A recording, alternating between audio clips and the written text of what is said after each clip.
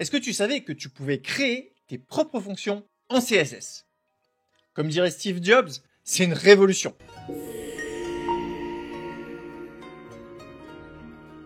Salut, c'est Clément et bienvenue sur ma chaîne. Merci pour vos commentaires sur ma précédente vidéo, ça m'a vraiment fait plaisir. Continuez comme ça, vous êtes top. La syntaxe CSS évolue et nous apporte encore de super nouveautés. Aujourd'hui, nous allons explorer une fonctionnalité émergente qui promet de transformer notre manière de coder en CSS, la création de fonctions personnalisées. Cette nouvelle fonctionnalité permet de définir des fonctions réutilisables directement dans votre feuille de style. Attention cependant, actuellement, elles sont en phase de prototypage dans Chrome Canary. Donc, c'est pas encore pour tout de suite. Mais quand ça va arriver, ça va être la folie. Donc si vous voulez l'activer, il va falloir télécharger Chrome Canary. Je vous mets le lien en description. Et il faudra ensuite activer le flag Experimental Web Features. Pour ça, vous allez dans votre barre d'adresse, vous rentrez chrome://flags. Vous recherchez Experimental Web Platform et vous l'activez.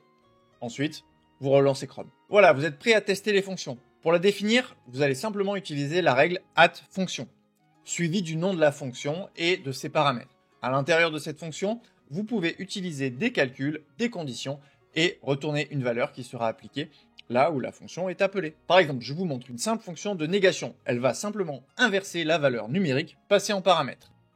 Pour utiliser cette fonction, il suffit de l'appeler directement dans votre CSS. Dans cet exemple, la fonction -negate prend un argument -value et retourne sa valeur négative.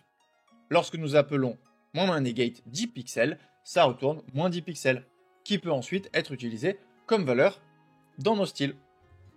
Un autre exemple sympa où on va juste donner une fonction qui va calculer le background color. La fonction va prendre deux couleurs possibles et selon la résolution de votre écran, le résultat sera l'une ou l'autre couleur. Sympa, non?